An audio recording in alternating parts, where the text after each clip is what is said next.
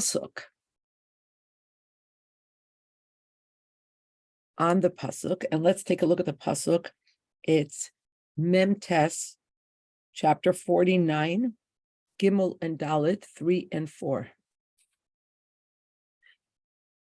So the psukim read, Reuven b'chayri atam, Reuven, you are my firstborn, Kaichi v'reishis aini, you are my strength and the beginning of my manhood. Yeser se'es v'yeser uz, superior in rank and superior in power. And then Yaakov Avinu, when he gathers his children around him, right before he passes, he continues to say about Reuven, Pachas kamayim, you acted unstable as water, and therefore al taisar, you shall no longer be superior. Ki alisa mishkavei avicha, for you have gone up upon your father's bed. Az hilalta yitzui Allah, you profaned my couch by going up. These are the words of the pasuk. Rashi, on the words yeser se'es v'yeser uz. So first on yeser se'es, ra'ui hayisa liyos yaser alachecha. It was right, you were deserving of being superior to your brothers, b'kahuna, with the priesthood, l'shay nesios kapayim, and se'es is etymologically rooted in or connected to the word nesios, to lift up the hands, as Kohanim do when they bench Bnei Yisrael. V'yeser uz, and you would have been deserving to be superior to your brothers in regard to malchus, sovereignty. Kimai v'yitin uz l'malkai. And again, the word uz is related to the word uz, he will give power to the king. Umi garam l'cha lahafsid kol ela. And what caused you to lose all of these superior advantages or characteristics that you might have had? So Rashi continues, pachas kamayim.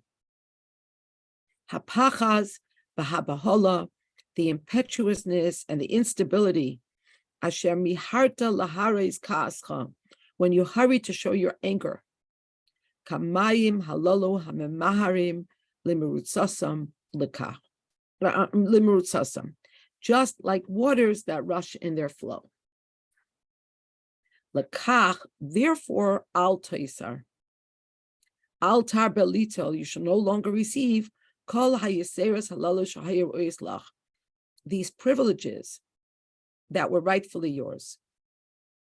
Umahu hapachas asher pachasta, and where did your instability manifest itself? Ki alisa mishkavei avicha, az hilalta, for you have gone up upon your father's bed, you profaned. Aisa she'ala al yitzui, him who hovered over my bed. Shem Shechina Shahaya Dark Alias Oila Al Yitzui, the name of the Shechina that regularly hovered above my head. Okay. So now let's look at the second paragraph in the Sikha.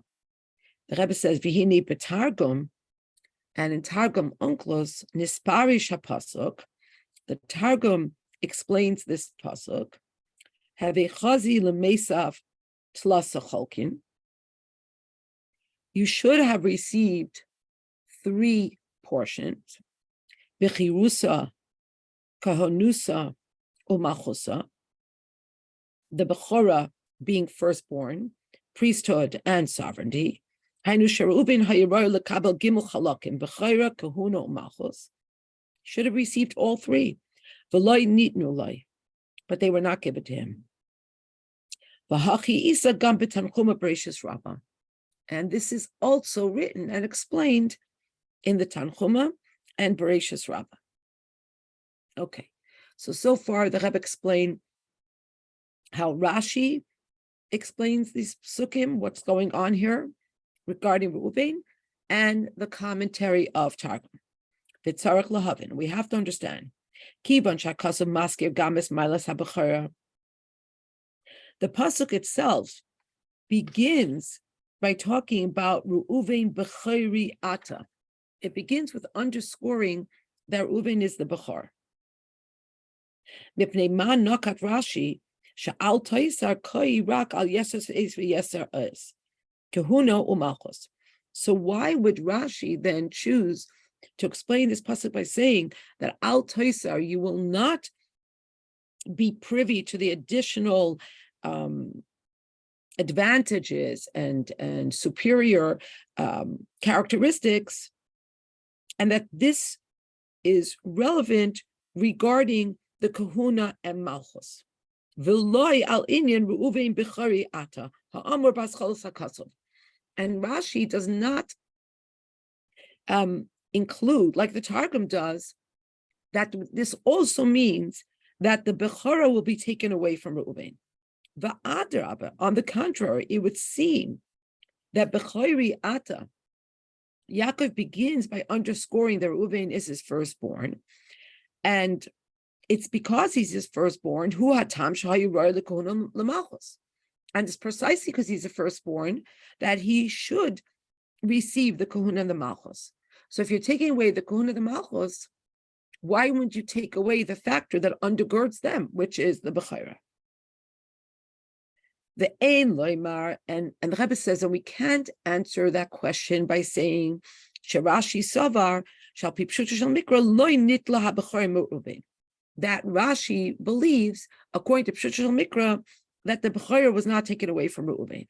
Why can't we say that?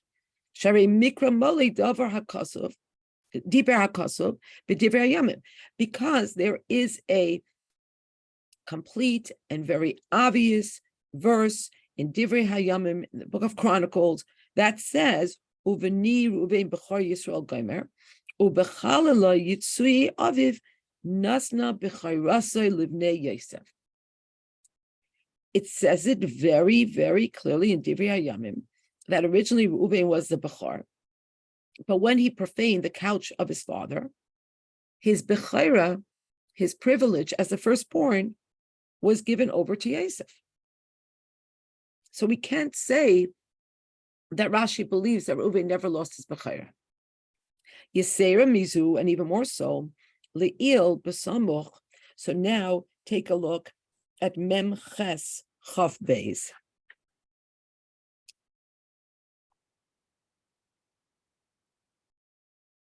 So Mem Ches Chaf Beis. The pasuk reads, "V'ani nasati l'cha shechem echad alachecha." Yaakov says to Yosef, "I have given you one shear more than your brothers." Look at Rashi. Now you have to look at Rashi not under the words Shechem Achad, but under the words Becharbi Uvakashti. And in the middle of Rashi's commentary on the words Becharbi Uvakashti, after the words Davar Acher, another explanation, Rashi says Shechem Achad Hu HaBechira. The words Shechem Achad, one more shear, refers to the birthright. Sheyitlu ban of shnei chalakim, that Yosef's children will receive two shares.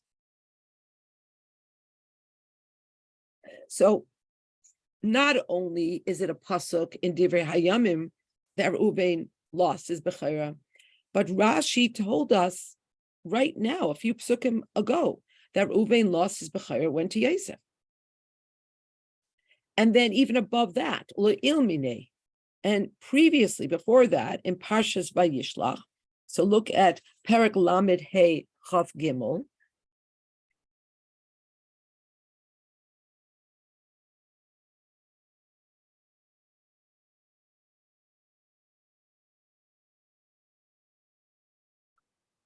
So if you're at Lamed Hey Chaf Gimel, the pasuk reads, "Bnei Leah Bechar Yaakov Reuven B'Shimon V'Levi B'Yehuda B'Yisachar Zvulun." And Rashi says, Bechor Yaakov.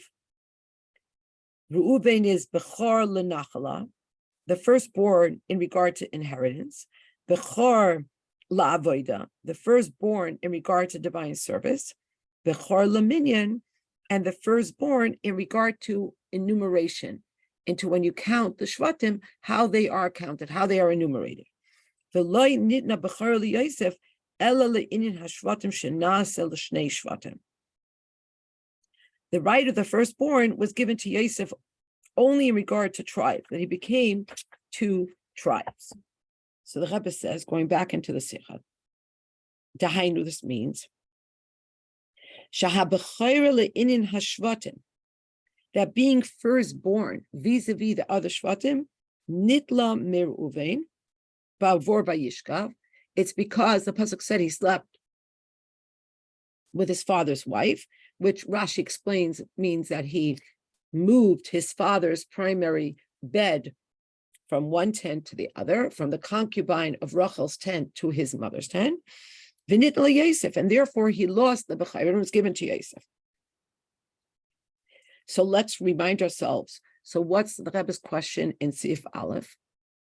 Why does Rashi say that our pasuk that we're looking at, Gimel and Daled, that when it says Reuven bechari ata koichi v'reishis oini yeses eis b'yeser uz, and Rashi tells us that this means that he lost his superiority to his brothers in terms of priesthood and monarchy, why doesn't Rashi say that this also means he lost his superiority as the Bechor? Especially in light of the fact that it says so explicitly in Divrei Hayamim, and Rashi himself makes reference to this, not once but twice. Beis, l'chayra haya efshar loimer. We might be able to explain this. It would seem that we should be able to explain this by saying, based midiyuk lashon hakasuv al toisar biyachas l'kol ela shehifted Reuven muchach. We might be able to do this by parsing the text and saying that if you look at the terminology, the word al toisar, you will not have these extra privileges, comes in conjunction with yeser se'es v'yeser az. It doesn't come in conjunction with b'ni b'chayri. And from this we prove shekavanas hakasuv l'mayit rak es hama'alos sheligabehen amur haloshen yeseres halalu yeser se'es v'yeser az kahuna u'malchus. We look at the pasuk, we look at the terminology, and the Rebbe says we might be able to explain that the word al toisar, you will not have these extra things, only applies to where the word yeser, superior, extra, is in the pasuk. And over there, the word yeser is applied to se'es, which Rashi says is kahuna, and uz, which Rashi says is monarchy, and not regarding the bechayra. Masha'enke malas bechayra, but when you look at the pasuk, you see that the word yeser is appended to se'es and uz, but in contradistinction, it's not near the word bechayra. Shalei niskar etzla lashon yeser, eina nichleles b'miyot al toisar. And therefore Rashi says, he opines that it's not included in this clause, that you will not earn these extra distinctions. Amnam, however, Rabbi says, Zuhi raya rak mitzad lashon hakasav b'perish hakasav. Doing this only allows us a proof based on the specific terminology of the pasuk.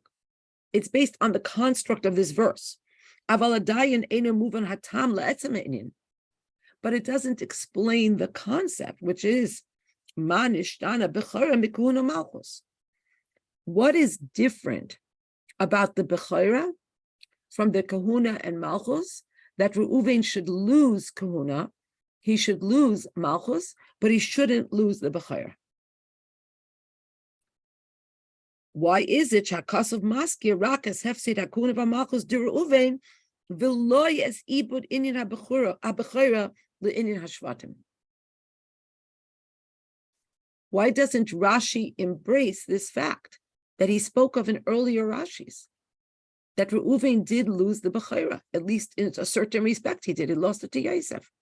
And yet Rashi does not embrace this. I saw a message flit across the chat.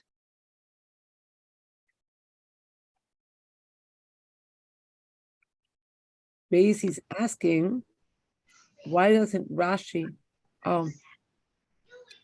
is it Henya Rivka, not Rivka Henya? Is that Henya Rivka? Okay, thank you. I'm sorry about that. Okay, for Shlema for Henya Rivka Bas Bracha Devar Leah. Why doesn't Rashi include the Kahuna and Melucha in the Rashi in Parshas Vayishlach? Does Rebbe explain this? I didn't see that the Rebbe should explain it here, but the honest truth is, I didn't look in all the footnotes. Maybe the Rebbe does explain it in a footnote. I'm going to have to look. But let's go back to that Rashi and let's see what the context is a little bit further.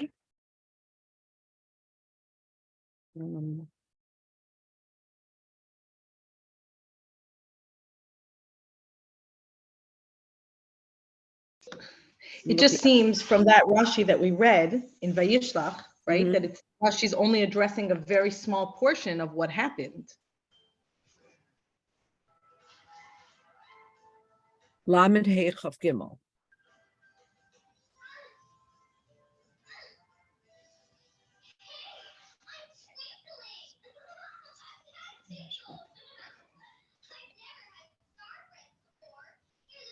I have to think about it more.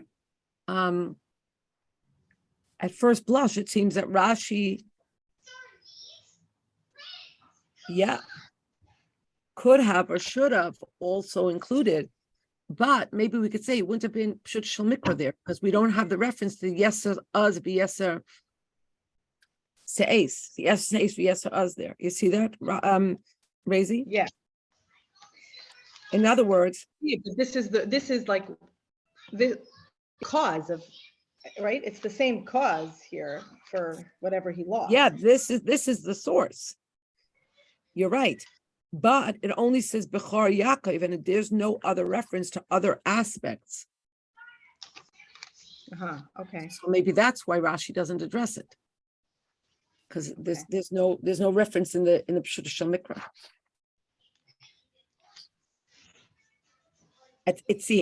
At first blush. Okay, so the Rebbe says we can't embrace this explanation that because the word Yeser is not appended to Bechor, that's why Rashi doesn't say that Reuven lost his Bechira here. Because that just is based on this verse, but it doesn't explain the Etzem Inyan. The Etzem Inyan is, if Reuven lost Bechira, why doesn't Rashi speak about it here? Gimel. Lahalon. So before the Rebbe goes to answer these questions, the Rebbe now takes us to further psukim in this cluster. So now we're going to Mem Tes in our chapter, Tes 9. So Yaakov says to Yehuda, Gur Aryeh Yehuda. Yehuda is like a young lion, or you're going to see that Rashi separates the words Gur and Aryeh in a moment. But first, let's finish. Miterev b'ni Alisa, you have risen above plunder, my son. Kara rabatz ka'aryeh, he crouches, rests like a lion. Uchalavi mi kimenu, like an awesome lion. Who will rouse him? Now, let's look at Rashi's test. Gur Aryeh. Al David Nisnabe. It is about David that Yaakov prophesies. Batchila Gur. At first, he would be like a young lion, a cub. B'yashol melech aleinu. When Shaul was king over us, Ata Yisa Maitzi B'Mevias Yisrael. It was still David who was one that led Israel and brought them back. Ulebasayif Aryeh. And at the end, he would be like a mature lion. Keshehim lichuhu aleihim, where they made him king over themselves. let's look at miteref, plunder, above plunder. What does Yaakov mean with this? Mima shechashaditcha,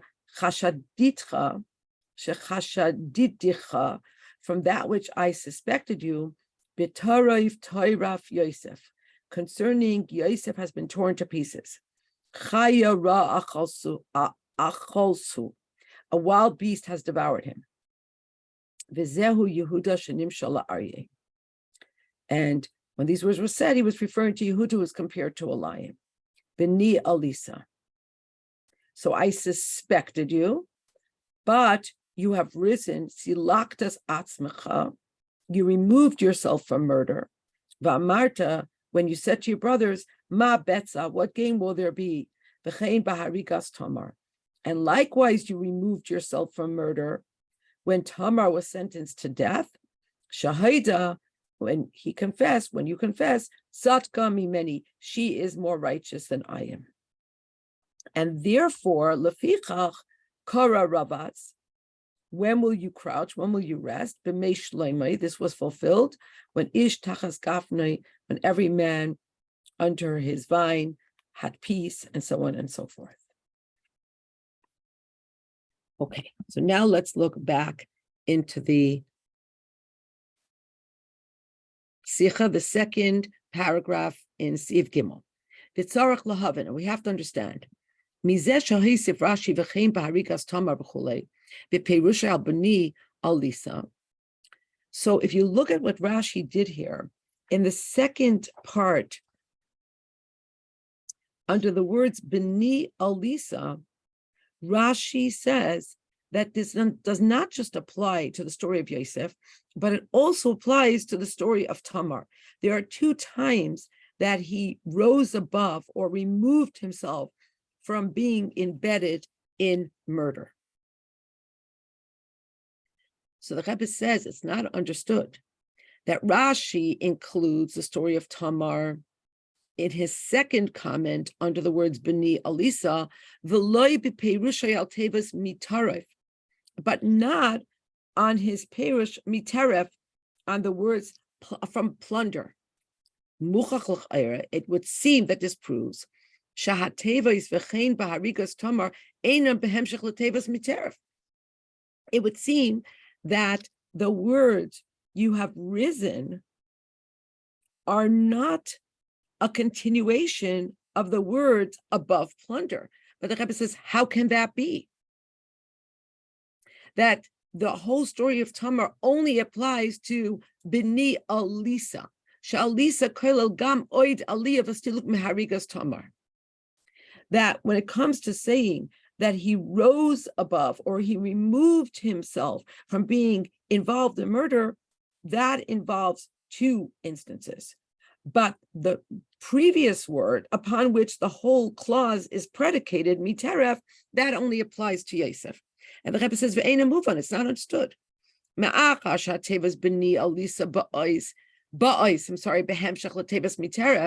If the words "you rose above" come only after the word from plunder, it's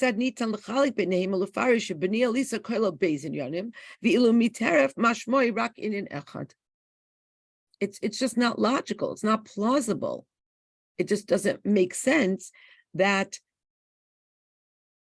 Rashi would say that B'ni Alisa refers to two instances in which Yehuda did the same thing, but the word that explains what it is that he did only applies to one instance. Can't be.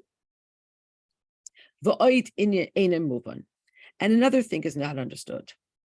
Mahu ha'chechrach me'ikara b'pshut shel mikra loymar shebetevas alisa ha'isa kavanas Yaakov loy rak l'chshat shel tarif Yosef elagam la'arigas Tamar. What compels Rashi in pshuta shel mikra, in fact, to throw in the story of Tamar here? Shari b'divrei Rashi loy nemar kebemeder she'elu beis pirushim ela Rashi ha'isif zeis kehemshech echad v'chein ba'arigas Tamar. Especially because Rashi here does not separate this in two different subjects like the Medrash does. He actually brings them in one flow. He says, Silaktas atzmacha v'amarta ma betza. You removed yourself from the murder of Yosef by saying, what do we have to gain? What do we stand to gain from killing our brother? V'chein barigas Tamar. And likewise you did with Tamar. So like in one fell swoop, Rashi gives us both of these things. It's kind of odd. What compels him to say that these words, which seem to be very clearly speaking about Yosef, also apply to Tamar? Now in Dalet, the Rebbe says, V'hine hakushya ha'alev, says regarding the first question, Efshar haya liyashiv, perhaps we might be able to reconcile this. She'achin kavanas Rashi lefarish bitarif koyel shneim Yosef et Tamar. That it's true that although he doesn't say it explicitly, he does in fact believe that under the words mitarif, it applies to both scenarios, Yosef and Tamar. Umashakasa v'chein ba'arigas Tamar rak acha perish tevas b'ni alisa, and the fact that he explicitly delineates it only in a second commentary after the words b'ni alisa, hu kedei levar keitzad yitachen shemitarif mashmoya harigas Tamar. He does this in order to explain how it is that we can infer that it means also Tamar from the word mitarif. And the explanation is as follows. Yesh beis oifanim lefarish pshat hatevos mitarif b'ni alisa. There are two ways in which you can explain the pshat of the words from plunder or from plundering prey, you removed yourself, my son. One way would be to say, Aleph would be to say, Beni, the word Beni, ba behemshach latevos miteref, comes to modify the word miteref from the prey. Miteref Beni Yosef Alisa. From my son Yosef, who was the prey, you removed yourself. But another way to understand these three words would be that Beni, that the word Beni, nimshach achar alisa, it actually comes to modify the word you removed yourself, which would mean miteref, from the prey, me'inyan hateref, from engaging with the prey, from plundering the prey, Beni alisa, you, my son, Yehuda, remove yourself. In other words, it could mean my son Yosef was the prey from which you removed yourself, or it could mean from the prey, my son Yehuda, you removed yourself. Okay. There are two ways in which this could be understood.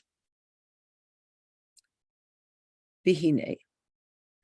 And therefore, im ninkoit keperash ha'alef shebeni mechubar le miteref, if you're going to cite the first understanding that the word beni, my son, is connected to and comes to modify the word teref, prey, meaning that it comes to that it's referring to Yosef, then you would taka not be able to say that these words include the story of Tamar, because then the word teref is very specifically only about Yosef. And therefore, before Rashi introduces Tamar into the mix, first, he has to explain what the words B'ni Alisa mean. And to teach us that B'ni belongs to the word Alisa. It comes to modify the word Alisa. It refers to Yehuda. Umitam zeh hetik Rashi min apostle gam es tevas B'ni. And now the Rebbe didn't ask this question, but he's answering the question that he hopes we would have had based on all the Rashi sichas the Rebbe taught us.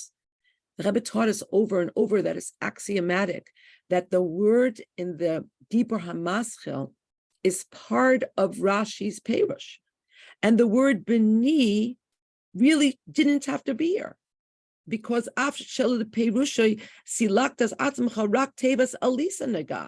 because regarding what Rashi's actually, it seems, teaching us here, that you removed yourself, all he's really explaining is the word alisa. Alisa literally means you went up. And Rashi's explaining that here it means you removed yourself from that sordid affair, from that negative situation. For this alone, he would not have had to put the word b'ni in the Dibur Maschil. But the Rebbe is teaching us, why did he put the word b'ni in the Dibur Maschil? Ki dafka lefi zeh yechola tebas miterev lichlol beis inyanim games harigas tamar. Because when you understand that the word b'ni modifies alisa, it's talking about Yehuda, then Rashi could tell us that it's including two things in Yehuda's life, two instances in which he removed himself from would-be murder, one with Yosef and one with Tamar. And this answers the two questions that the Rebbe had about why does Rashi introduce it in the second part and not in the first. Can I ask you something? When we're talking Sure. about mitaref, is that it? So that only has to do with Yosef, or does it have something to do with Tamar? It has to do with both. But first, Rashi has to explain. He has to How? prove How that. does it have something to do with both? Like, what's the translation? In the beginning, you were calling it plunder, and then you call it prey. Like, what's the translation of the word? Because here, teref means the prey, but taraf, when you look earlier, it means you plundered the prey.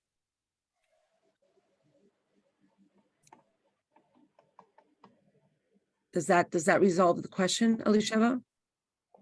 I don't know. I have to think about this. I'm gonna have to go over the sikha afterwards because I'm still not sure how the second Rashi puts Tamar into the equation of the first word of the tarif and Look, whatever. I'm a little mixed up with that. Okay, It's not so important to the sikha, but no, it is. Look at Rashi. Okay, look at Rashi tes miteref. Yeah. Okay, from that which I suspected you, Yaakov says, b'tarif toirif Yosef. When you plundered the prey, that was Yosef. Okay, that's where we have both terms, to plunder and the word prey. Okay. Now the Rebbe is trying to explain, how does Rashi, from what compels him to say that it's also talking about Tamar? He didn't explain that yet.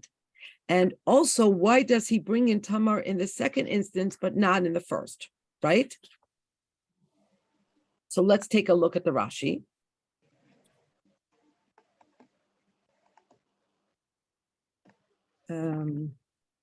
Hold on, I got myself lost here between all the different Rashis that okay. So on the word bit miteref, we just read, doesn't say anything about Tamar, just about Yosef. But then b'ni alisa silaktas atzmcha v'amarta ma betza. You removed yourself once when you said, what gain will we have from killing Yosef? V'chein b'harikas Tamar, and you did it again when you said, Satka mimeni, she is more righteous than I. I'm just thinking that because Rashi because he separates it as two different phrases, like they're not really connected. So that's why B'nai Elisa, that's why Tamar could come in. Not that she has anything to do with the previous Rashi. It's like, do you understand what I'm saying? Like, it's not that. No, because the word teref, should apply to both instances where a person could have been prey. Because teref means prey, or to plunder prey. So both Yosef and Tamar were both vulnerable in that same vulnerable position. But the Rebbe says Rashi can't bring Tamar in before he signals to us that the word beni modifies the word Alisa. Why? Why does I don't want to take up time on this now. Okay, So let's okay. go on. Okay, Beseder. Okay. Okay, and now in the brackets, the hechrech Rashi lefarish b'ni ba behemshech la'alisa. And in fact, what compels Rashi to say that it is in fact talking that the word b'ni is referring to Yehuda and not to Yosef? If the pasuk could be understood in both ways, what's the compelling factor for Rashi? So the Rebbe says it's logical, because b'dvarav kan, with his words here, Haisa matarasa shel Yaakov Avinu l'shabeach es Yehuda. What was Yaakov seeking to do here? He was seeking to praise Yehuda. V'chivon shegam leloy Yosef as tevas b'ni muvon she mitarev koi al Yosef. And because without the word b'ni, we would know that it's referring to Yosef, that teref, pray, is referring to Yosef. Because we already found once already regarding him that he's referred to as pray.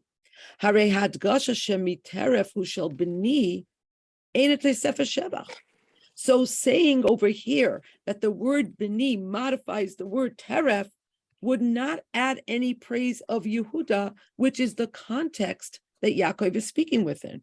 Ela adraba, on the contrary, it would only detract from the praise of Yehuda. Why? Because then, if you're saying that the word b'ni modifies the word teref, and you're saying that the plunder was my son Yosef,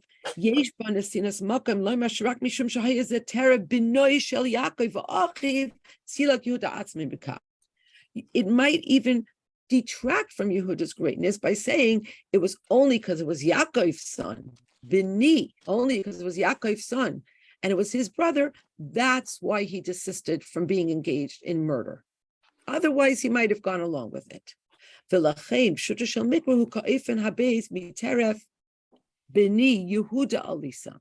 therefore, Rashi has to tell us, has to teach, it's only plausible and logical that according to the pshat, within the context of praising Yehuda, the word b'ni has to be attached to, it modifies the word Alisa. It's talking about the greatness of Yehuda and not about Yosef. But the Rebbe still has one more question that has to be answered. But it's still not understood, as I've already asked once. It's true that once we understand that the word teref is not specifically speaking about Yosef, because the word b'ni does not modify the word teref, it opens it up to the possibility of also referring to something other than Yosef. For instance, gam meharigas tamar, that plundering the prey could also mean the instance of Tamar. But what forces Rashi to say shemiteref mashmoi beis hadvarim, that the word in the pasuk miteref has to refer to both instances, ubifrat, and especially shegabe Tamar, that regarding Tamar loy nemer lashon teref, we don't find in the Torah that she should be referred to as prey. Yosef, yes, those were the words that were used when they came to tell their father about what had ostensibly happened to him. But it's never used in conjunction with Tamar. So what compels Rashi to say that here the term refers to both? Hey, is teref a plural term? Razy, good question, above my pay grade. I don't know. If somebody knows, please weigh in. My inclination is to say that pray could be used both in the singular and in the plural, certainly in the English language. I don't know enough about the Hebrew language, with apologies to Mora Nemes. So I don't know. I'm going to assume yes. If Rashi tells us it's both, and then it has to be a term that can be used in plural. Hey, the Yuvan Bahaktim Tmia Klolos B'Inyan. So the Rebbe says we're going to understand what compels Rashi to be mefarish this way by prefacing something that that's a wonder, that's a difficulty, that's to understand, something more general. Yisrain HaMalchus shenitel mir'uvein nitel liYehuda k'ksiv b'divrei hayamim ki Yehuda gavar ba'achiv v'lenogid b'menu. The superior quality of Malchus that was taken from Reuven and was given to Yehuda, as clearly delineated in Divrei Hayamim, where it says that Yehuda prevailed over his brothers and he became a prince. V'zuhi kavanos Yaakov b'verchasei gor Ari Yehuda. And this is what Rashi, this is what Yaakov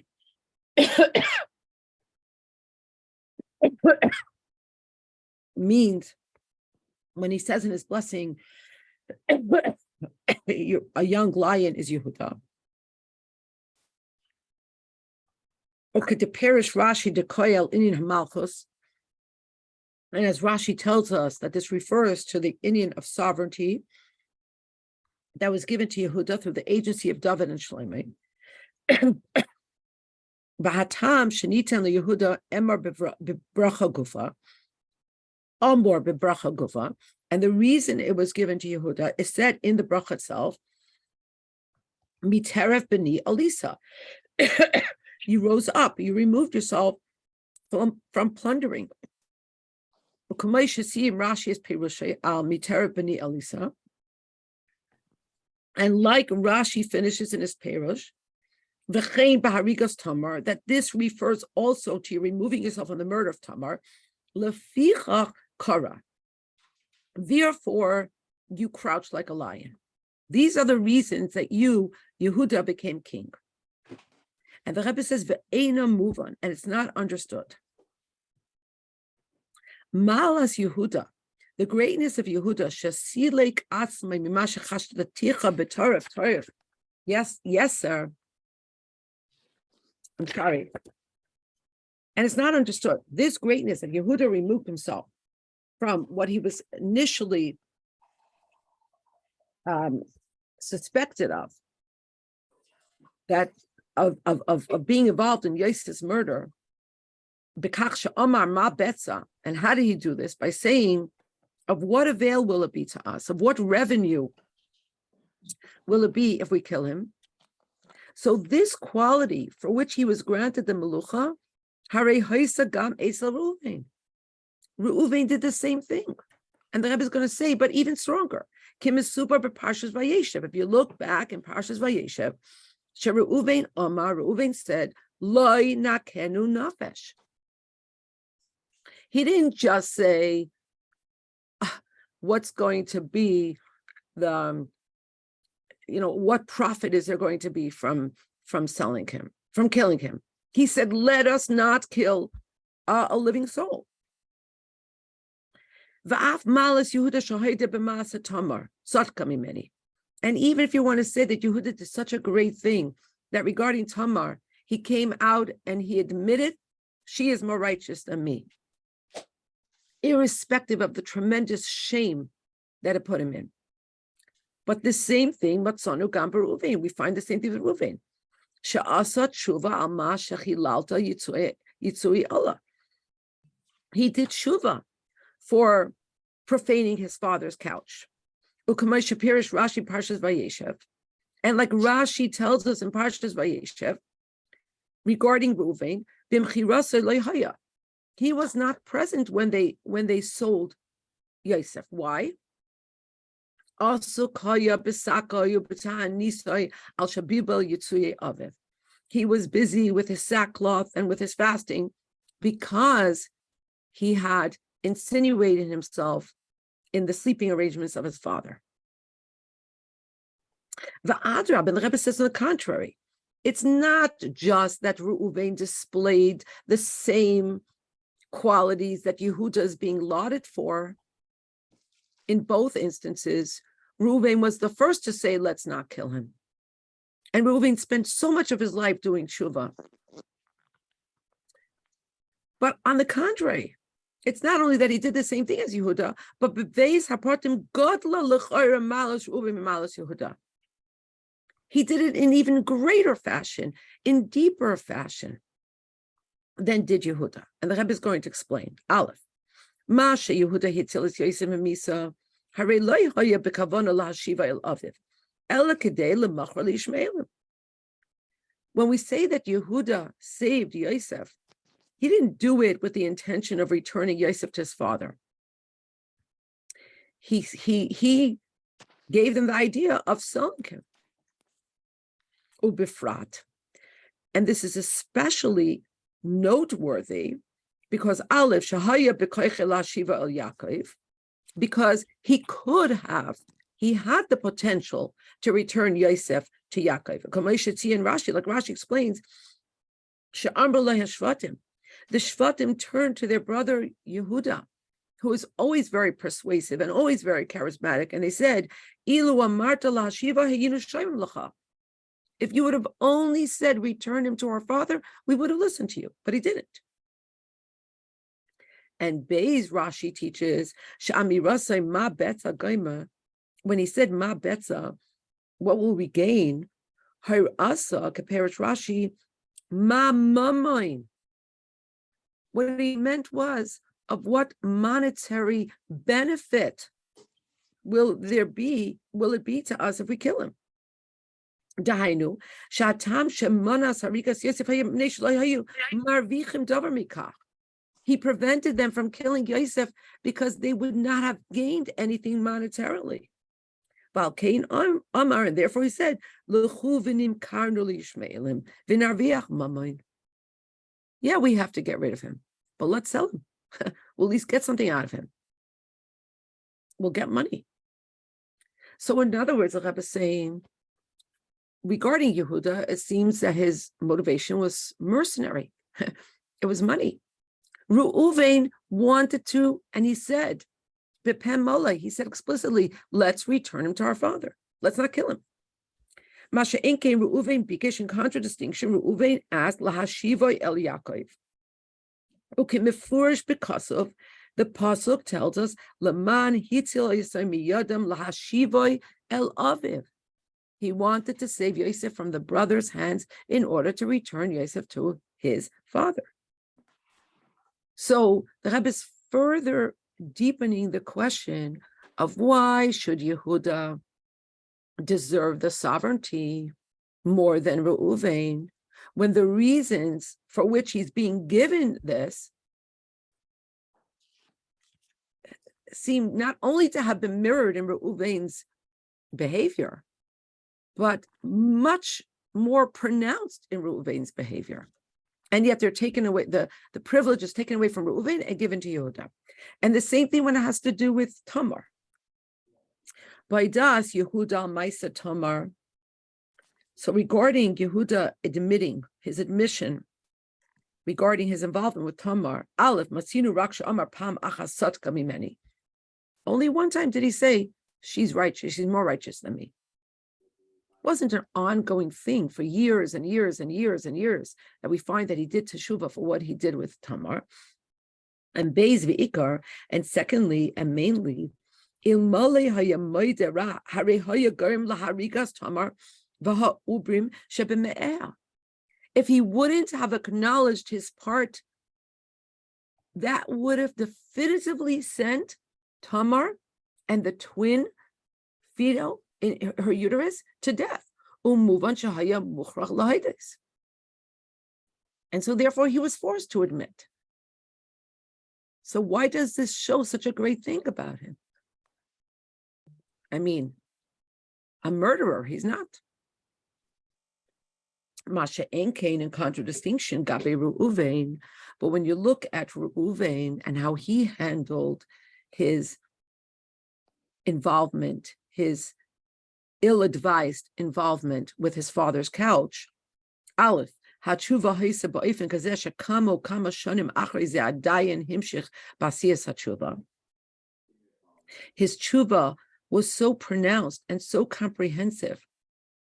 and was so elongated. Shekein mechiras Yosef ira tes shonim la'erach achar shel bilbel yitzui aviv. Rashi tells us that he wasn't there when they sold Yosef because he was engaged in teshuva, and this was about 9 years after he had moved his father's couch, and he's still in sackcloth and fasting.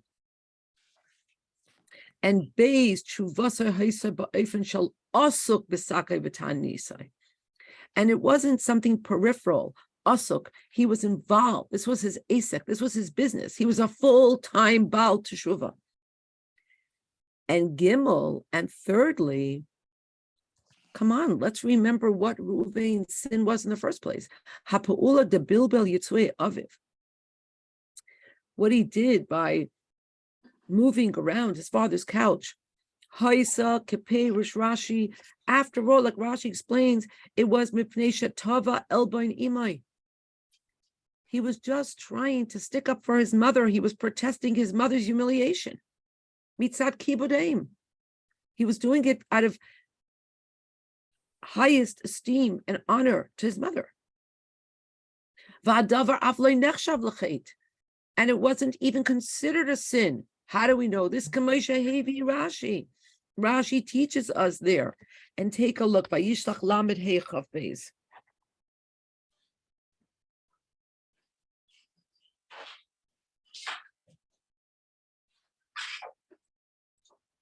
So it says, Vayi b'shkoin Yisrael be'eretz hahi. When Yaakov was selling that land, Vayelech Reuven vayishkav as Bilhah Pelegesh Aviv. Reuven went and he lay near Bilhah, his father's concubine.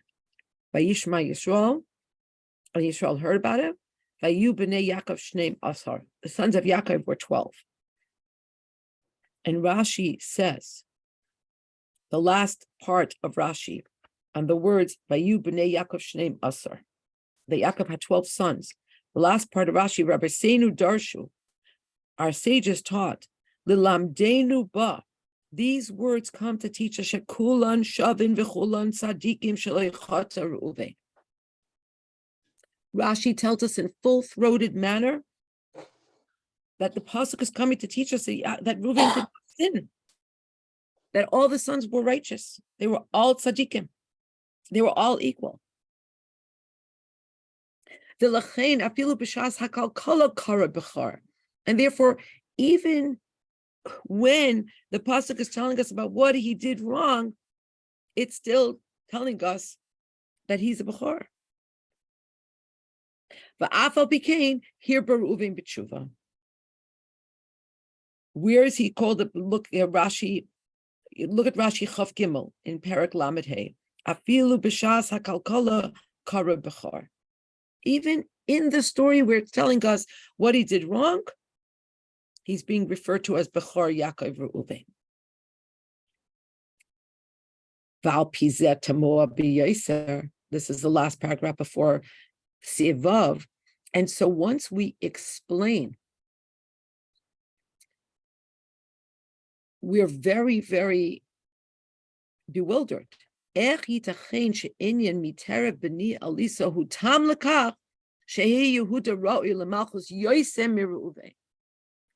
is it possible that Yehuda should deserve the Malchus more than Reuven, when seemingly for the very things that Yehuda did, Reuven did the same, only better.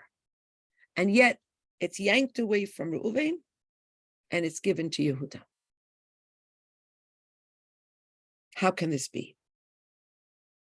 Vav, the Yuvan zeh, and we'll understand this, al yedei bir divrei Yaakov leReuven. By now looking more closely at the words that we have not analyzed yet, Pachas kamayim al toisar. Because of your behavior that rushed like water, you will not be privy to the additional privileges. Uperish Rashi, and like Rashi says, Umi garam l'cha lahafsid kol ela. What caused you, Reuben, to lose these extra distinctions, the Malchus and the Kahuna? Pachas kamayim, hapachas v'habahola, the haste and the instability. Asher miharta lahares kascha v'chulam. You hurried to manifest anger. Lekach al toisa al tarbe litel kol hayiseres halalu. And therefore, you will not have these extras. You won't take these extra things. Umahu hapachaz asher pachasta. And what was the ways in which you acted like rushing waters? And then Rashi continues and says, it's because of what you did with your fathers that you profaned your father's bed.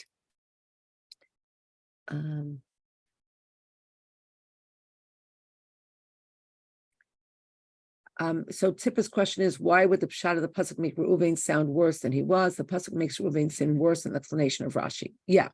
So I don't think I have a comprehensive answer for you, but the de facto answer has always been that, that HaKadosh Baruch Hu medaktikim tzadikim kechut hasayra. That we often find in the Torah that a tzaddik is judged in a very, very different way than a pedestrian would be. It's kechut hasayra, like the breath of a hair. In other words, Reuven did something. He did something that was inappropriate.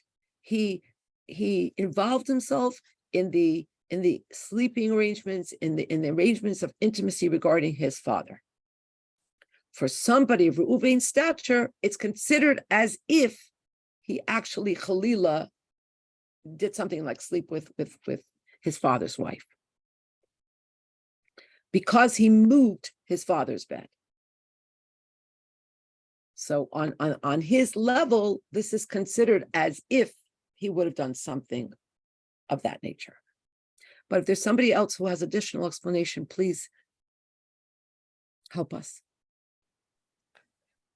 Rivky, it's Susan Jaffe speaking. Hi. Hi. Good afternoon to you. Good almost evening. It's Good dark, afternoon. right? Good afternoon. I'm just thinking that how could Reuven have interfered with his father's life to such an extent? It was such a very powerful thing to do.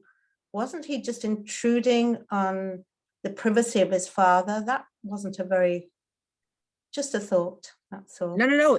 That's exactly the point. And that's why the pasuk makes it sound like he actually slept with Bilhah. Yes. But Rashi teaches us that Saf Kol Saf, what was he trying to do? You could look at it the other way and you could say, it's one thing that his mother had to suffer all her life when Rachel was alive, that she was second to Rachel. But now she should be second to Rachel's handmaiden?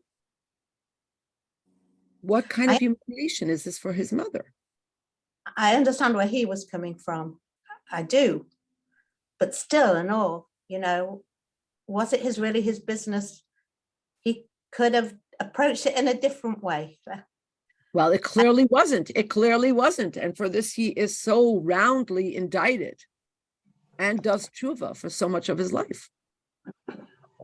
Do we know for sure that Yaakov very, very explicitly said, move Bilhah's bed to, move my bed to Bilhah, was it, maybe he didn't know that Yaakov actually said that.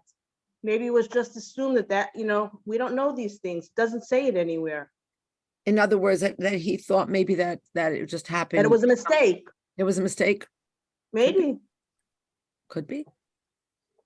I mean, there's a very deep Indian of Chassidus why Yaakov put his bed there, because of course, but we're talking about we're not talking Chassidus level, and we're talking very pshat, very pshat. Yeah. But even so,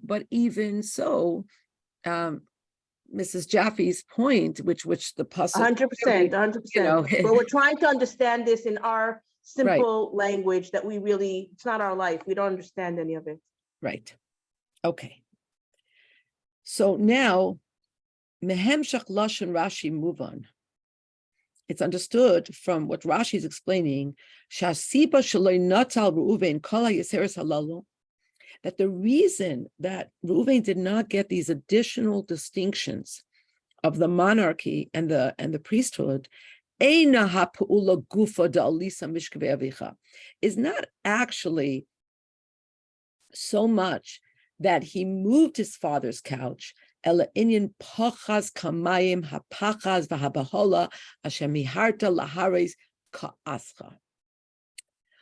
was rather the ill-conceived and inappropriate anger that accompanied the action.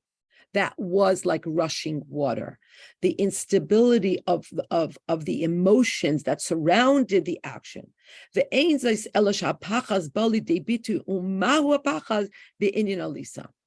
And this instability was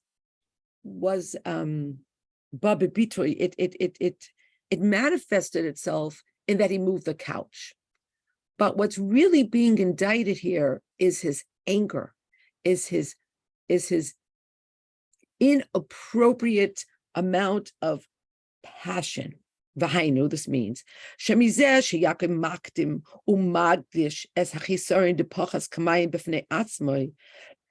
the fact that Yaakov begins by talking about pochas kamayim. He begins with talking about the rushing water, and he delineates this first and by itself. Limed Rashi shebe'inyan bilbel yitui aviv yeshnam beis pratim. Rashi learns from this that there are two things for which Reuven is being indicted. There's habilbul gufa. There's the fact that he moved the bed around itself.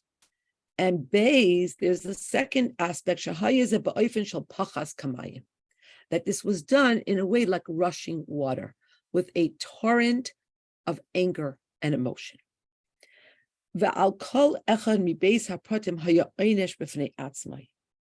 And for each one of these two aspects, for each one of these two strata, there was a separate punishment. For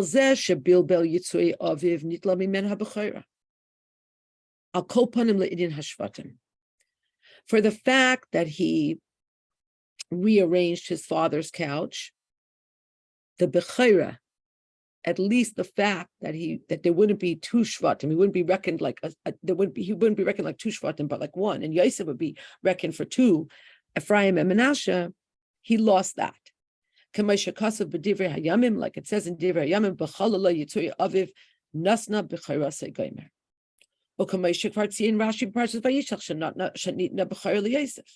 Okay, so we looked at those psukim, we looked at that Rashi and another Rashi, that the Bechira was taken from him. At least on some level, the Bechira was taken from him. Then there's the second aspect. And then, because of the anger that rushed like a torrent of water, you will not merit the additional distinctions, kahuna and malchus. And now the Rebbe says, Vahabir bazeh. And now the Rebbe is going to analyze for us how this is midah keneged midah, how this is measure for measure, how these two components parallel the inyan of kahuna and malchus, and how it's distinctive from the inyan of bechora. What's the difference between kahuna and malchus and the inyan of being the firstborn? Hamailis de kahuna malchus bois lidei bitui beikor u befrat binyanenu b'shaychus la'acherim. When you talk about priesthood and you talk about sovereignty, they express themselves regarding other people. Bipu'ulasam im hazulas, in how they affect other people, right? You can't be a sovereign over yourself. Ein melech b'lo yam. And who are you going to be a kohen over? In Yanei shel melech hu asher yatsa lefneim gomer. What's the whole idea of a king? He goes before the nation when they go to war. And it's l'sapek es tzarchei v'inyanei hamadina k'yitzeh b'zeh. And it's also to make sure that all the needs of the the kingdom are taken care of. Ukamesha perish Rashi kanal tevas gur, and like Rashi tells us on the word gur, hamoitziva mevias Yisrael, that David HaMelech, when he was a young man, took Bnei Yisrael out, he brought them back from war. Va'al kara ravatz, and when he was an older person and he was king, it was a time, and during time of Shlomo, his son, ish tachas gafnoi, there was peace in the land. V'chein higam hakahuna. And just like sovereignty is mostly about how it affects other people, or entirely about how it affects other people, the same is true for kahuna. Sheminyane haikarim. What are the main things about kahuna? Kidapirish Rashi kanal yeser se'ez, like Rashi taught us in our first Rashi that we started with, Nisias kapayim levarech es Yisrael. Kahuna is about serving the Jewish people, acting as a conduit of blessing for them. V'chein l'lamed is b'nei Yisrael salachas b'dinei HaTorah.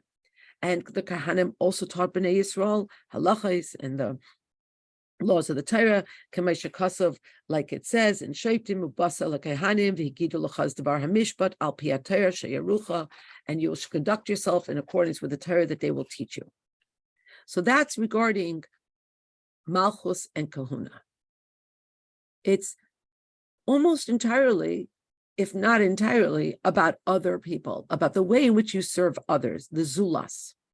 Masha enkin, a contradistinction, b'chayra himala b'negei lebchor atzmai. When you talk about being the firstborn, that is regarding the person themselves.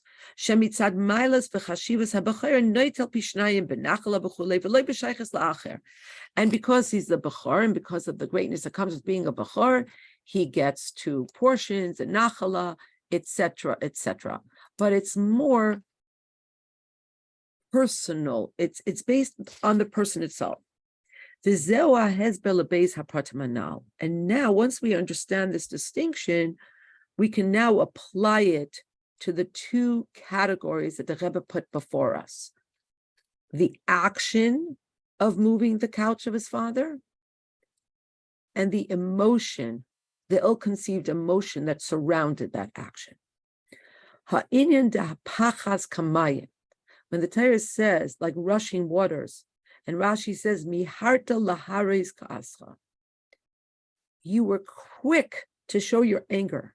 Shetekef kisha'ola balibai shemishkevei aviv tzrichim liyos ba'ayaleya. As soon as he felt that, in fact, his father's couch, his primary place, should be with Leah, Garam hadavar etzloi lekas.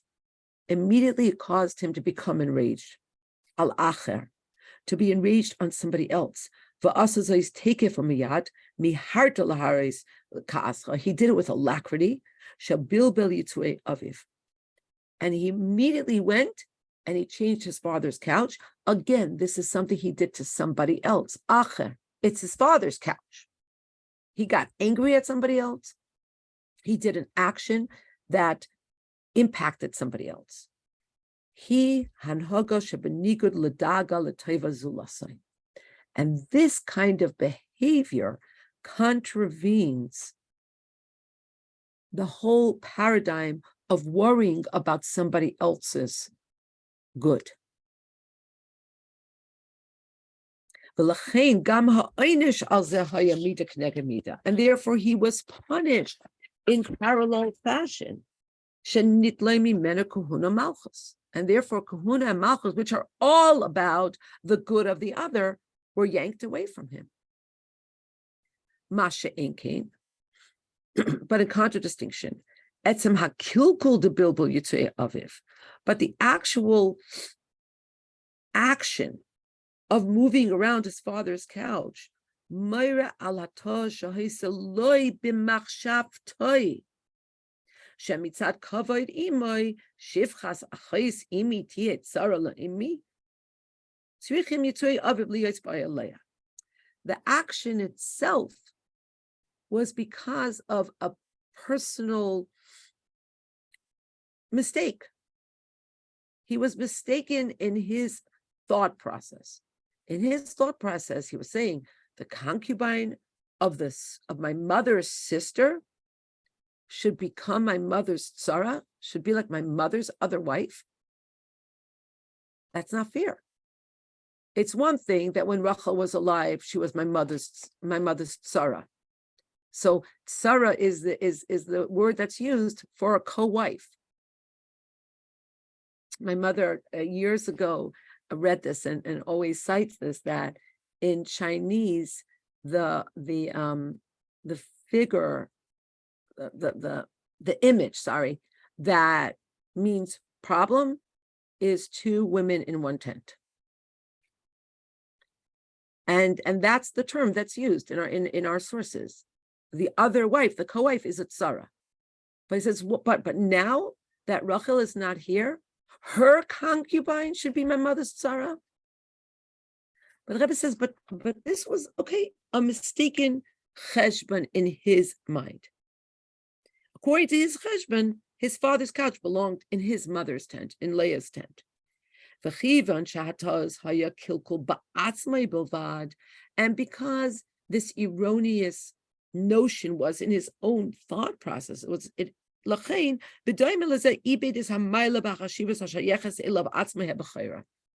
so he lost something that impacts him and him alone, and that is the bechira. And according to this, we can understand something else that is a very important distinction. Shalafi perish Rashi pshut shel mikra, klalos inyan b'chayra loy nitla mir'uve. Now we understand something that the Rebbe asked previously, which is, why doesn't Rashi say that he lost the b'chayra?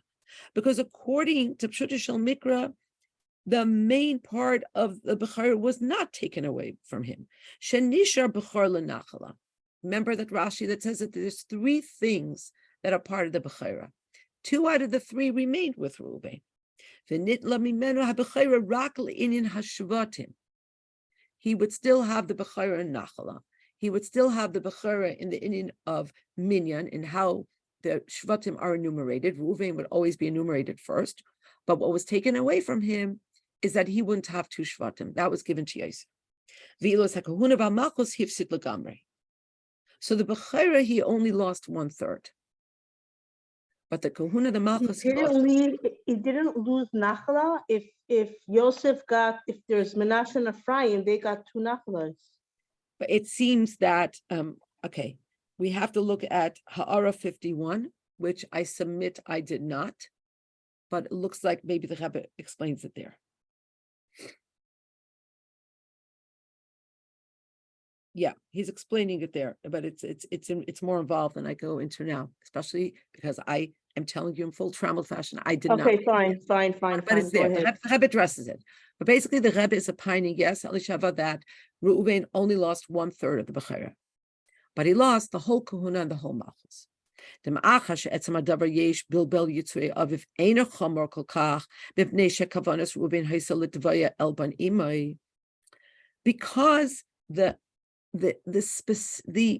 the actual Pa'ula, what he did, that he moved his father's bed from one place to another, that was based on a positive reasoning.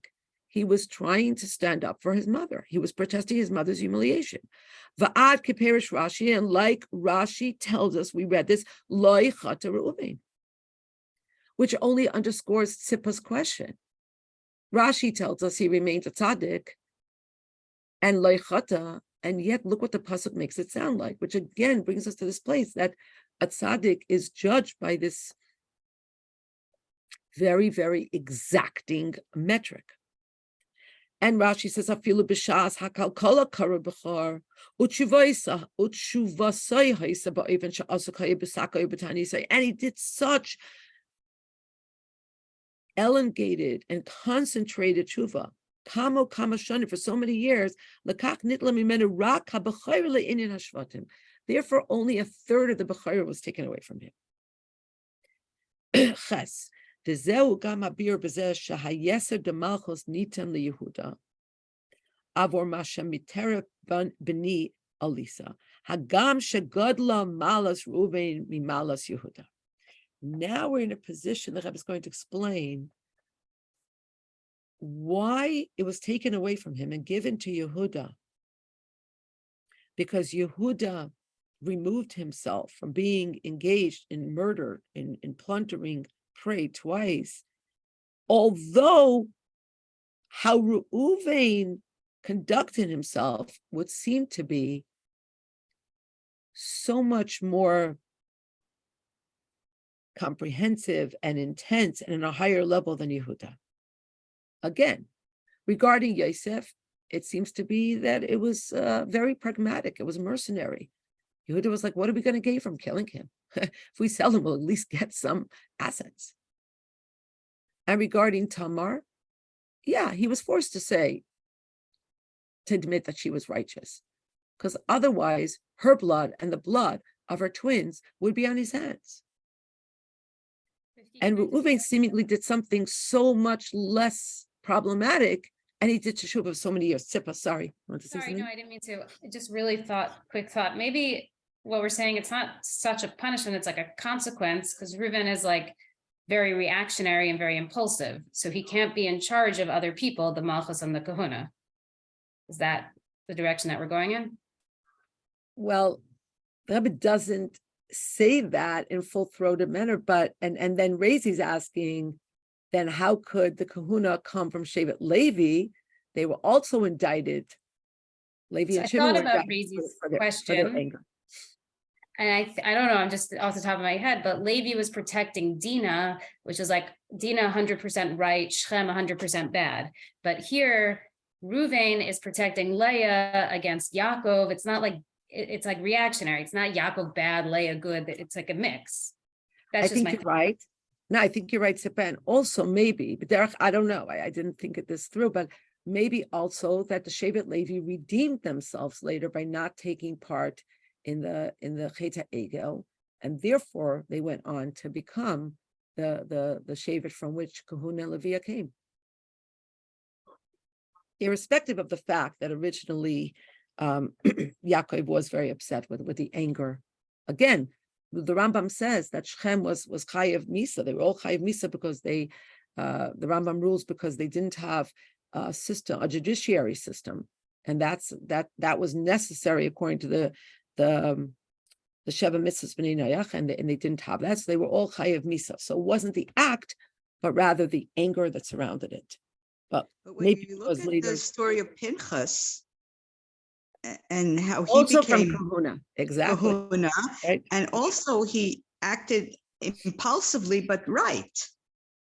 So maybe there's some connection to Kahuna that has to do with being of that type of personality. Absolutely. But Absolutely. then Reuven should have been that too. So we're still left with a question. So the Rebbe is going to resolve. Sorry. Oh, okay. Rivky, I'm wondering, and maybe that Rebbe brings us out later, I don't know, because we struggle with this, because Reuven is coming from a good place in both cases. And Yehuda, on the surface, you can say it's tzaddik, everything, but if you look on the surface, it doesn't look like they're coming from a good place in both cases. The fact that he was with Tamar. But I'm wondering, and that's also in the Bechara, you see in the one thing in the Bechara, I'm wondering, and this is what Tzippa said, are we discussing leadership skills?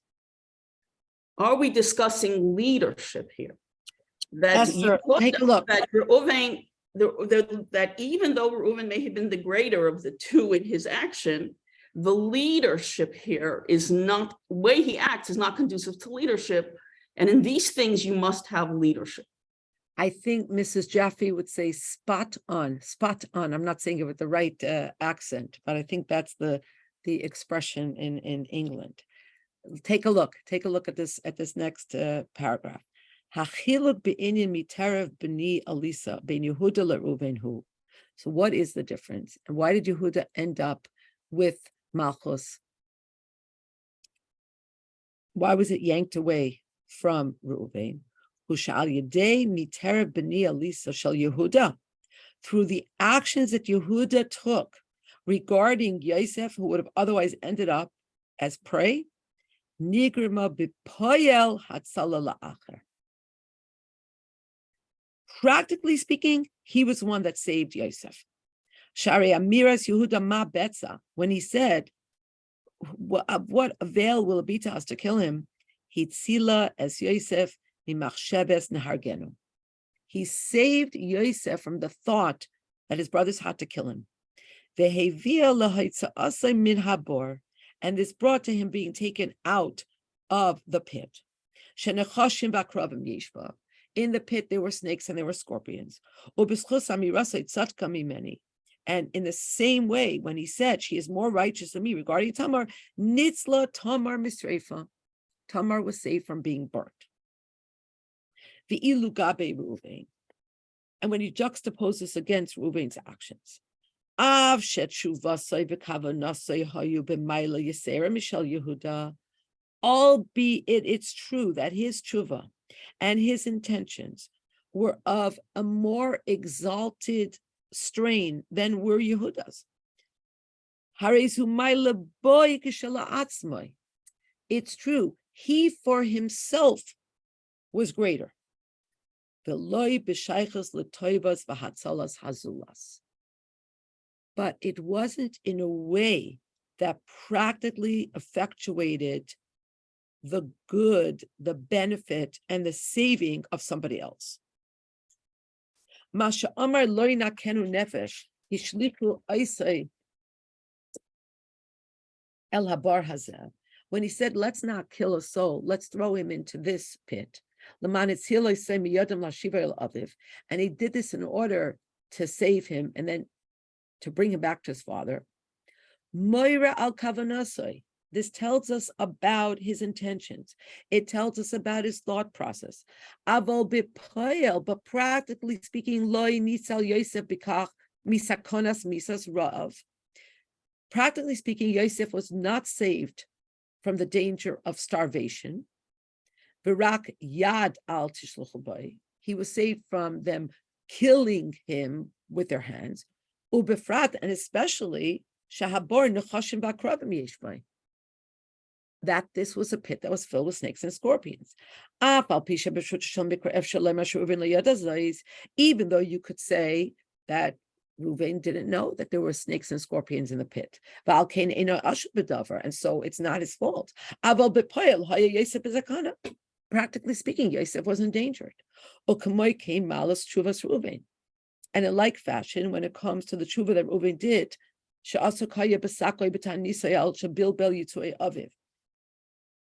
that we're taught that he was busy with his sackcloth and with fasting because of what he did with his father's couches, and therefore he wasn't there when they sold Yosef. It's all good and fine regarding Reuven's personal stature, but it doesn't help anybody else. Yes, or Cain, even more on the contrary. If he wasn't busy with his sackcloth and was his fasting, when Yosef was sold, perhaps he would have been in a position to devise a scheme as to how to save Yosef. Just like earlier, because he was the oldest, he was able to convince his brothers that they shouldn't kill him. The safe, and maybe had he been there and not been preoccupied with his personal teshuvah, he would have, in fact, been able to return his brother to his father. The davka, and it's specifically because he was, you could almost say, self-absorbed. Although, albeit with exalted things, fasting and sackcloth, but irrespective of the fact that it was great things that he was involved with, they were personal things he was involved with. And maybe you could even go as far as saying that's why Ira Mechiras Yosef, that's why Yosef was sold. The Lachain Davka, and therefore it's specifically Miterev B'ni Elisa, Di Yehuda. It's specifically from the actions that Yehuda took to remove himself from plundering the prey of Yosef, and from plundering Tamar, his yatzvusoi, his stance, bepoyel, practically speaking, avor acher, somebody else, v'hoida asai, and the way in which he acknowledged his role vis-a-vis Tamar, b'shaychas latzalas acher, and this affected the saving of other people. As Esther said, this proves that he was fitting for the leadership capacity of sovereignty. Masha came Reuven, in contradistinction, Reuven shegadal ha'iloi shel tshuvasai b'chulei himala la'atzmai. Reuven was a very, very, very great tzaddik, but it's something that concerns his persona, and for this, royal b'char b'chlal, he is fitting to be the b'char. Aval eino royal l'mlucha. Al pihanal, and based on the above, movement b'pashtus hatam shapirish Rashi miteret b'ni Alisa al beis hadvarim mechiras Yosef u'maasa Tamar. And now, based on this deeper explanation, we're in a position to understand a deeper reason for why Rashi includes on the words miteret b'ni Alisa, although, like said earlier, the term teref does not appear in conjunction with Tamar earlier in the Chumash, but Rashi includes us here. Because Yaakov bikesh lahabio lahadkish as milas Yehuda al pnei Reuven. Because with these words, now we understand that Yaakov wanted not just to laud Yehuda, but to express and to underscore the greatness of Yehuda over Reuven. Shalachein gor arye inin hamalucha ha'uvar mir Reuven liYehuda. And it's, in other words, he's not just saying, Yehuda, you're a great guy. He's saying, Reuven, I'm sorry, Yehuda, you're a great guy. He's saying, Yehuda, you're greater than Reuven in two ways. And that's why, Gor Arya, you're going to become the one from whom sovereignty will come. And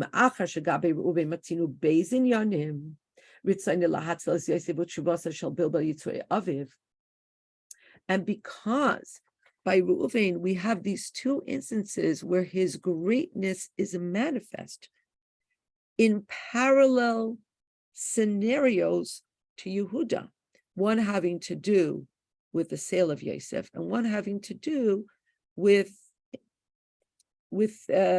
let's just say, discrepancies regarding intimacy, not discrepancy, but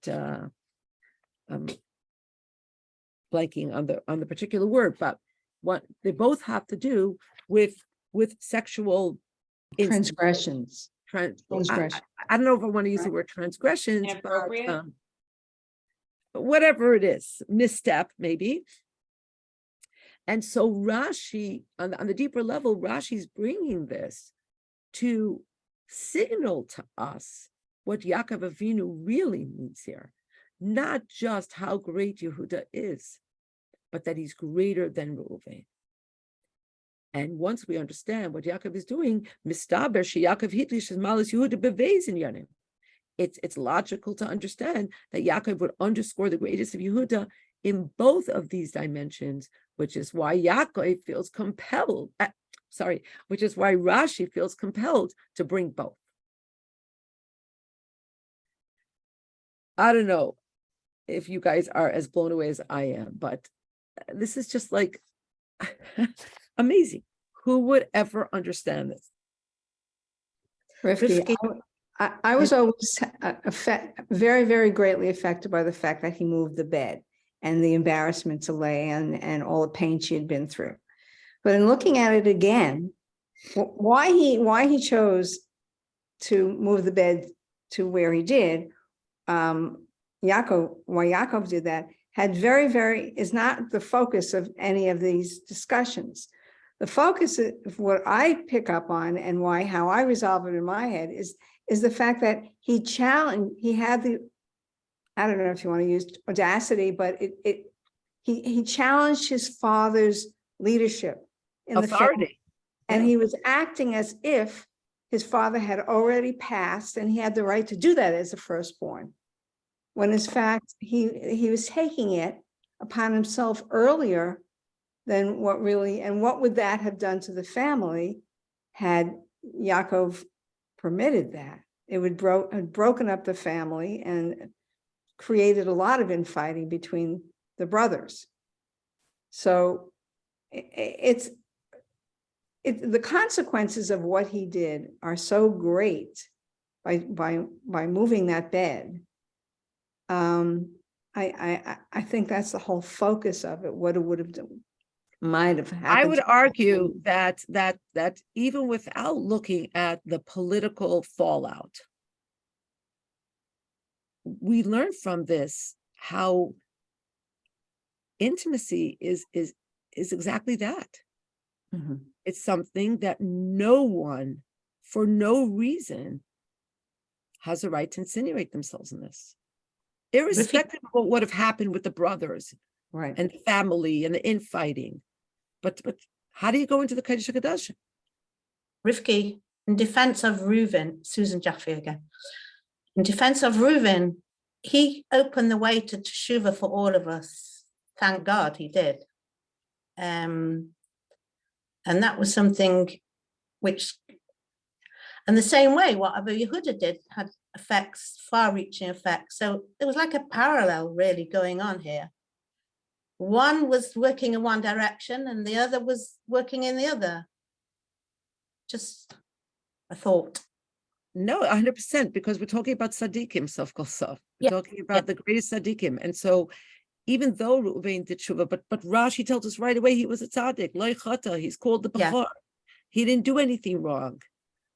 He was just tavai al albayna shel imay. He was just protesting the humiliation of his mother, so we could understand. And yet at the same time, look at what the pasuk says about him. The only place that we know that he did it out of kas is from the brachas here. Like, So yeah, why do we even say that it was kas? Like, we wouldn't even know that. Like, why? Like, I find that also interesting. Like, it was no big deal in the pasuk when it happened, and suddenly now it's like he was kas and he did it without thinking, and suddenly all these other things. Sheba, are how can you falling argue? in. How can you argue that's no big deal when the pasuk said he slept with her, his father's wife? No, and not a big deal. I meant the kas and that he's not stopping. Yaakov didn't stop on that point.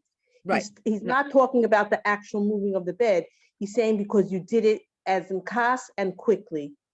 That's what he's talking about. Yeah, And we have a true. lot of, like we said, we see kas and doing things quickly with Shimon and Levi. We see so many other places where we have that. And here we didn't see it in the pasuk, but here everything is falling out on that. So that's also another interesting. Yeah. Although again, with Shimon and message.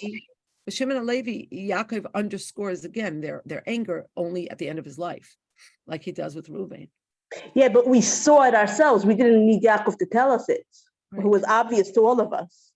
But we never thought that Reuven did this out of kas. I mean, did anybody ever think of Reuven, like, you always have your childhood, pictures of the, Right, as you never impulsive. think of Reuven, you think of Reuven as a nice little guy doing his thing, quietly, whatever. You don't think of him doing things without thinking and kas and whatever. You think of Yehuda going boom, boom, when Pashas Vayigash, you think of him as being the lion. Reuven's just this nice, nice guy doing his thing, moving beds, bringing mandrakes to his mother, Yeah. Which is very interesting. He had amazing kibbutz aim, amazing. All along, you see that. Yeah. We should learn that from him. And his zealousness for the hurt feelings of his mother. It's very Yeah. moving. It's very, very moving. That's what Rashi says, that he was protesting the humiliation of his mother. Not a small thing. Maybe we should just finish with Sif Tess, and then we'll forbring a little bit. But the Haira here is this whole thing is really Haira mizeh muvenes bepashtus. The Rebbe says the Haira is clear. Adam Yisrael Einei Rashai Lizdapig B'Yese Asuk V'Torad Lagamri B'Shleimus Atzmei Bilvad. A Jewish person has no permission to satisfy himself with being busy and engaged and invested in making himself perfect and complete. But rather, a Jewish person has the responsibility to engage himself in Ahavas Yisrael, ba'asiyas toiva l'zulasei, pasha doing good things for another person, v'yaser mizu, and even more. Kivan she'avas Yisrael zeu kol haTorah kula, because we learned you, right, that Avas Yisrael is the whole Torah. Tanya Perek Lamed Beis. Azagam imu asmai ena b'madrega nalis kamay acher. And so then, when this Jew, because he's doing taivas for another Jew, is not in such a high level, hashakua kol kuli ba'asiyah la'aliyah l'shleimas atzmai, he's not completely invested with everything he has. He's not all in his own shleimus, in his own perfection. Hine kivan shu isek b'teiva zulasai harehu kashor im kol haTorah kula. But because he's engaging in doing something good for somebody else, he is connected through that action to the whole Torah. And this is very clear. It sticks out. It's very obvious in the ramifications of the behaviors of Reuven and Yehuda.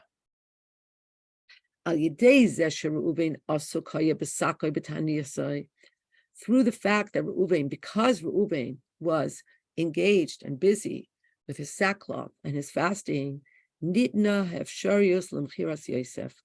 This gave way to the possibility for Yosef to be sold, which led to the Golus of Mitzrayim, which is Reish v'Sharish l'chol hagolius. It's the first and the source and the root of all other exiles. And on the other hand, by Yehuda saying those two words, she is more righteous than I am.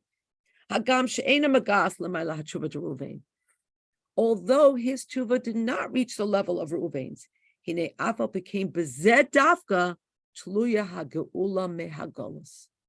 Through his saying these two words, he saved Tamar. He saved her twins. Al yedezen noilad Peretz. One of the twins was Peretz. Shemimenu tzamcha malchus beis David, from which sprouted forth the sovereignty of the house of David. Ad lemelech haMashiach, until Mashiach, who is called HaPeretz. He's the one that will break through the difficulties of the Golos. Goyel Acharon, he is the last redeemer.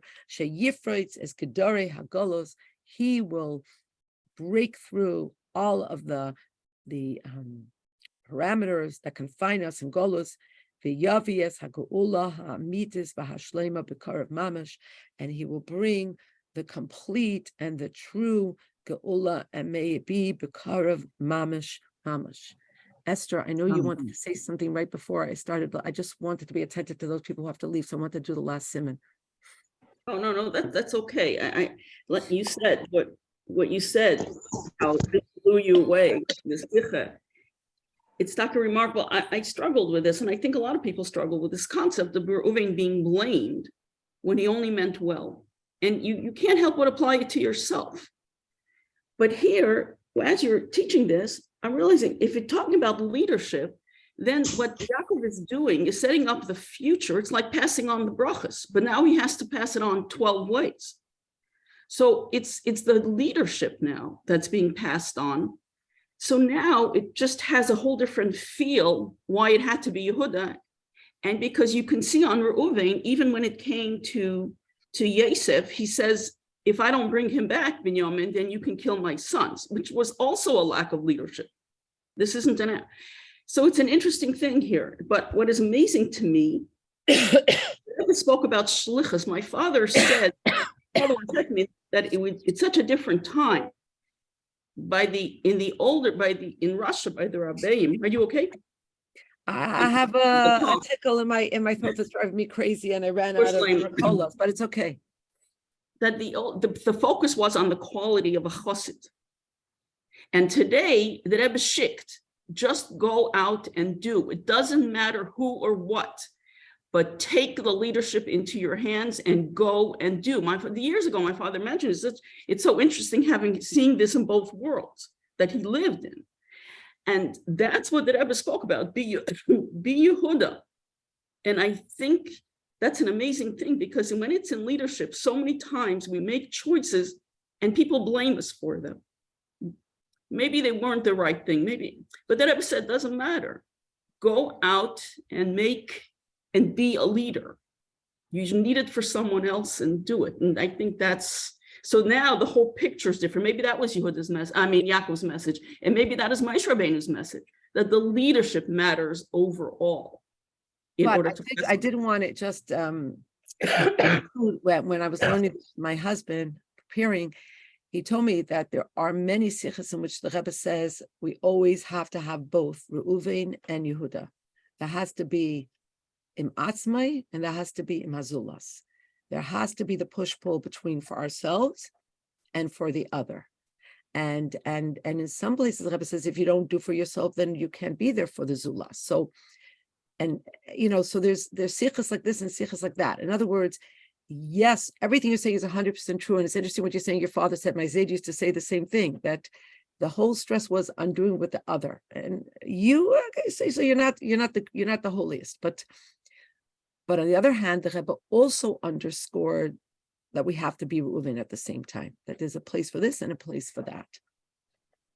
But the whole sikha is mind-blowing. And you could also understand the sikha as the Rebbe kind of alluding to himself, how much the Rebbe was Meiser Nefesh, what he could have had for himself, that he gave away to be the Yehuda for all of us, the whole world.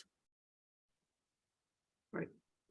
I find it interesting, the last two paragraphs here, because on one hand, it's telling us that if Reuven wouldn't have been busy with himself, then he would have prevented Yosef going into Galus. And that's the beginning of all the Galusim. So like strike out for Reuven. And on the other hand, so basically the Galus started because of Yehuda. And now we're giving Yehuda like a tap on his back that because of him, he's bringing Mashiach. Well, Yehuda, you better bring Mashiach. You started the Galus. Of course, this was what we needed to happen. And don't go on and tell us, well, that we know that. But this is what it says here. Here in the Sikha, the Rebbe says that. No, he says Reuven, not Yehuda. I meant because of what Reuven started the Galus. Because of Reuven wasn't there to stop it. Correct. Finished. Now we go on to Yehuda, who sold and started the Galus, but that's not what the paragraph says. It goes on and tells us that because of Yehuda and Tamar, so Mashiach's gonna come. Well, good Yehuda, you put us into Galus. You got to get us out. How did Yehuda put it? I'm missing the connection. The Rebbe says Reuven, through his actions, the Galus started. Yehuda, through his actions, the Galus will come to an end. No, because Yehuda sold Yosef. But because only of because Yehuda, Reuven wasn't there to Yosef was protest. But only because Reuven but wasn't there to protest. But Yehuda did it. All He's the the one that brothers sold did it. All the brothers did it. It was his idea. It was Better his than idea. to kill him. Better than to kill him. Well, as you want to say it, but he was the one. He could have told the brothers, let's go home and bring him to father. Even the brothers told him you could have stopped it. Right. Okay. So because of him, we went into Galus, and you got us into this mess, and Yehuda, you're going to get us out of it. I mean, that first paragraph by Reuven, it's pretty harsh. Like you can't be at tzaddik in pelts, like the Rebbe says, in the sichas in first part of Bereshis. You have to be out there and you have to be attentive to what's going on. You can't be in your own world, lost in your own tshuva, and your own ma'asim tevim, and your own davening barichas, and your own learning chassidus, if the world is burning around you. Elisheva, I like what you just said. You get to goof, and then you get to bring Mashiach. Look at the opportunity the Eibishter gives us. I actually like that very much. We get to sell, and then we get the opportunity in such a hidden way, going with Tamar, to actually create Beis David. That's amazing. Yeah, but Esther, that didn't apply to Reuven, because what happened to Reuven's tshuva? We don't see that here. We don't see the whole thing of the tshuva. So Reuven was Taka the Bechar. He was born with. He could have been a leader. He was the Bechar, and he taka did tshuva. What happened to the result of his tshuva? I'm sure that he's on a level of a tzaddik. I'm sure that the tshuva had tremendous aliyah for him. You can't say he didn't have enough. We can't say that it doesn't have an effect. Reuven was Reuven. It had tremendous aliyah. But I think that, and But we it still has to talk happen. about, for generations, we talk about his punishment here. I mean, this is what we spent this whole sikha talking about and learning from it. I guess it's hard for me to see this as punishment. It's hard for me to see Torah as punishment, because if I live that way. Okay, yes, 100%, fine. I think that this is a lesson for us, that we had to have a Reuven, we had to have a Yehuda. These circumstances had to happen for us to live this life in a der b'tachtainim the way the Eibishter wanted it. You must have a Reuven. It happened to be Reuven. You must have a Yehuda.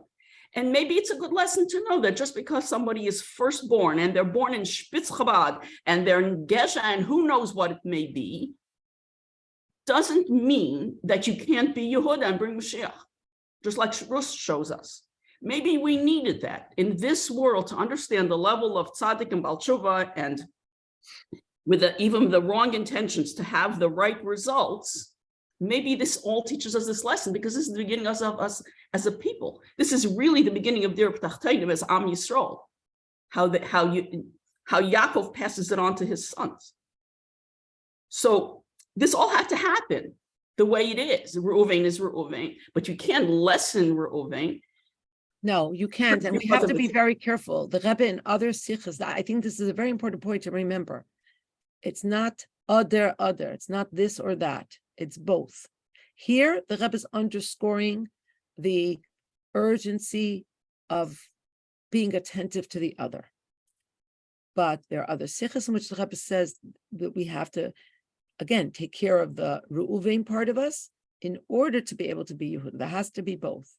And sometimes you have to double down on the Reuven part. It's hard to know when what. I think if we come from a level of Avos Yisrael and you see the greatness in both, and you can also see the challenges in both, then it isn't a judgment, it's an appreciation. We can appreciate Reuven for who he is, and the people that are Reuven, and we can appreciate Yehuda for what they are, and also all the other brothers who we don't hear as much about. Look at the silence of. Sorry, go on. No, it's okay, Esther, sorry, go on. I'm so sorry, Esther, I didn't mean to not get. Rachel, I wanted to say, look practically. We're sitting and we're learning now. You wouldn't be here if you had to save somebody's life. I know you well enough. If there was something you had to take care of that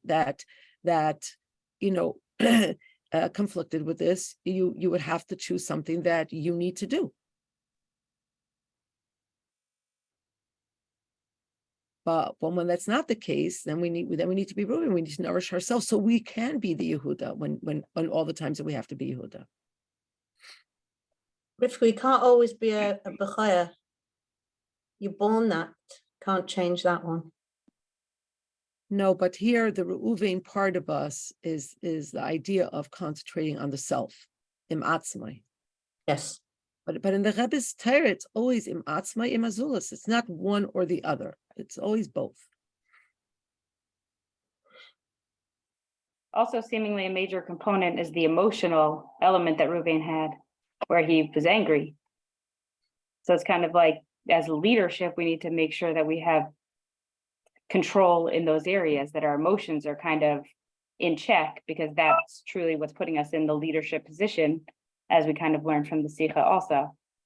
Yeah, that's a very important point to bring us back to, yeah. Thank you. His I kind of envision like almost like a parent, when a kid does something wrong, you react and aggressively or angry or discipline the child strongly, as opposed to, okay, what's the best way to deal with this problem? And then you make a choice to discipline the child strongly, and you are in control. So we in leadership, these are the elements that we have to implement, I guess. I was thinking along the same lines. And the other part of that is when Yehuda, we learn from Yehuda, is that when you do make mistakes as leaders, you have to be able to admit them. and own them. So it becomes a part of you. Absolutely. And from Yehuda, we also learned that sometimes we just actually need to stand up and be aggressive and be strong and be challenge whatever's going on around us. Be willing to put ourselves in that uncomfortable place But not out of anger. and not out of anger. Beautiful. Thank you, everybody. Yes, thank you, everybody, and wishing everybody kol tov and a very, very good week until we meet again. Thanks.